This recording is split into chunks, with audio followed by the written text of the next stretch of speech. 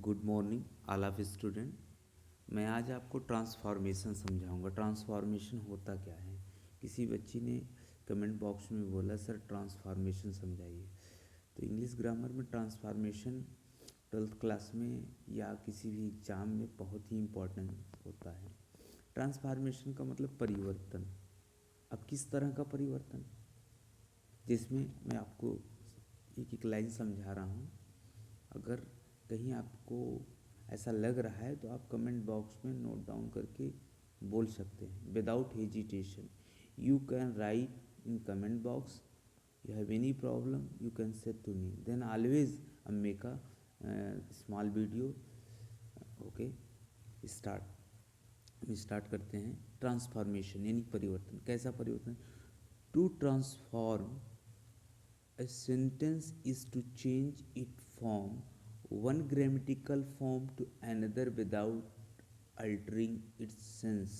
नेस्फिल्ड एक हैं, उन्होंने कहा है कि परिवर्तन एक ऐसा हो जो ग्रामेटिकल फॉर्म टू अनदर हो लेकिन विदाउट अल्टरिंग, उसका अर्थ नहीं बदलना चाहिए। जैसे एक मैं शार्ट में लिखा हूँ, ट्रांसफॉर्मेशन का मतलब होता है कि एक वाक्य को दूसरे रूप में बदलना बिना उसका अर्थ बदले, मतलब विदाउट अल्टरिंग इट्स सेंस, बिना अर्थ बदले ही ट्रांसफॉर्मेशन कहलाता है। जैसे एक एग्जाम्पल मैं नोट किया हूँ। एग्जाम्पल यह देखिए आप, पहला first, he is too fat to run. मतलब वह इतना मोटा है, मतलब इतना मोटा होने के कारण कैसे दौड़ सकता है, मतलब he is too fat to run. यहाँ देखिए ही इज़ टू फैट, इसको हम जब चेंज किए और चेंज, जैसे ही इज़ सो फैट, वह इतना मोटा है और मोटे होने के लिए कारण that he can not run, वो दौड़ नहीं सकता। मतलब देखिए शब्द में कोई परिवर्तन नहीं है। ही इज़ टू फैट, वो इतना मोटा है, उससे दौड़ा जाएगा? जाहिर सी बात है, अधिक मोटे होने के कारण कैन नॉट रन। तो he is so fat, he is so fat that he can not run, वह इतना मोटा इसलिए मोटे होने के कारण वह दौड़ नहीं सकता। अब हम समझेंगे। A sentence can be change without changing it's meaning. मतलब ट्रांसफॉर्मेशन एक सिंपल डिफिनेशन आप याद कर सकते हैं कि सेंटेंस कैन बी चेंज्ड, वाक्य परिवर्तित जरूर होता है but without changing it's meaning, लेकिन उसका अर्थ नहीं बदलना चाहिए।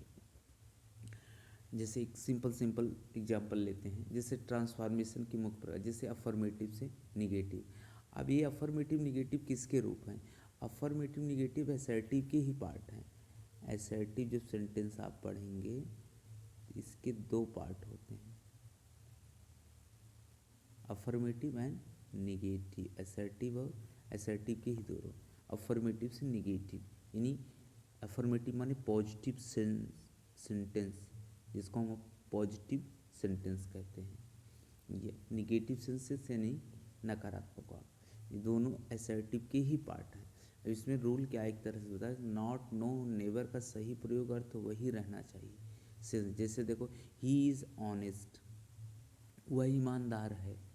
अब इसको निगेटिव में बदला गया है कि ही इज़ नॉट डिसऑनेस्ट, यानी वह बेईमान नहीं है, जिसका मतलब ईमानदार है।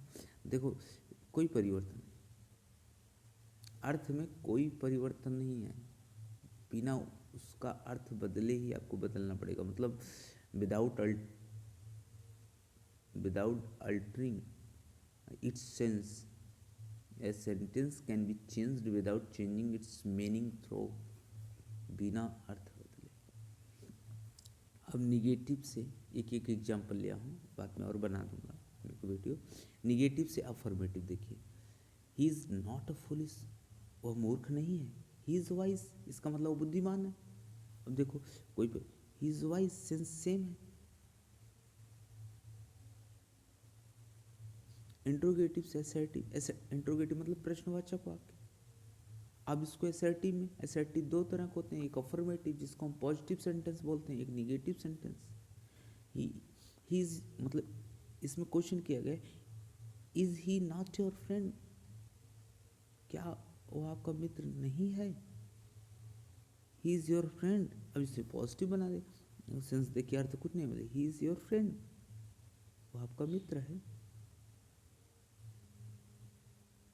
दोनों का सेंस आप देखेंगे मीनिंग में परिवर्तन नहीं है। फिर मैं छोटा वीडियो बनाया हूँ को समझने के लिए, एक पार्ट और,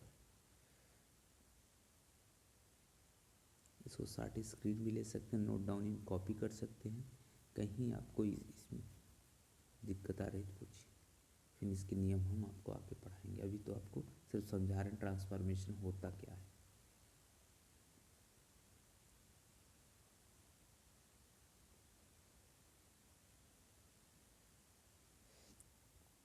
जैसे असर्टिव से इंट्रोगेटिव, जैसे कि she can sing well, she can sing well, वो अच्छा गाना गा सकती है, मतलब कैन सी सिंग वेल, क्या वो अच्छा गाना गा सकती है?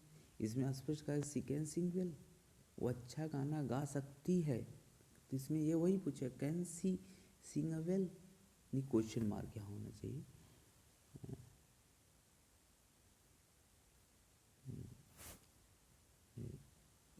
कैन शी सिंग वेल, क्या अच्छा गाना गा सकती है, क्वेश्चन मार्क। तो दोनों का अर्थ देखिए कोई परिवर्तन नहीं है। जैसे आप किसी चीज़ को देखिए, जैसे एक्टिव वॉइस से पैसिव वॉइस बनाते समय भी ट्रांसफर देखिए, जैसे Ram wrote a letter, Ram wrote a letter, इसका पैसिव बनाना, राम रोट अ लेटर, अब Ram wrote a letter, a letter was written by Ram, या ऐसे दे दे Ram writes a letter, Ram writes a letter,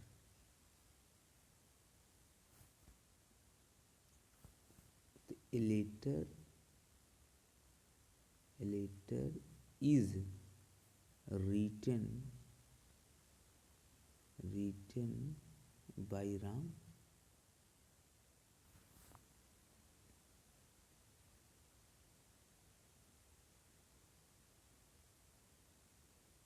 अब पैसिव से एक्टिव वॉइस में चेंज करने को दे दे, जैसे देखिए the work was done by him, the work was done by him, अब जाहिर सी बात है the work he did the work, या डायरेक्ट से इनडायरेक्ट चेंज करने को दे दे, he said I am tired, मैं थका था, he said that he was tired, या एक्सक्लेमेटरी सेंटेंस से असर्टिव बोल दे, what a beautiful flower, what a beautiful flower, तो it is a very beautiful flower. Simple से कंपाउंड कॉम्प्लेक्स या कंपाउंड में चेंज करने को दे दे, जैसे सिंथेसिस में जब बदलने को आता है 3 पार्ट सेंटेंस, सिंपल मतलब साधारण वाक्य, कॉम्प्लेक्स मतलब कंपाउंड मतलब संयुक्त वाक्य, कॉम्प्लेक्स मतलब जटिल वाक्य। इस तरह ही इज़ टू बी, देखिए यहाँ भी आ गया ही इज़ टू बी, इसके नियम भी है, मैं बताऊंगा इसका अगला पार्ट में। He is too weak to walk, कमज़ोर होने की वजह से चल सकता है, he is too weak, he is so weak that he cannot walk, वो इतना कमज़ोर है कि वो चल नहीं सकता।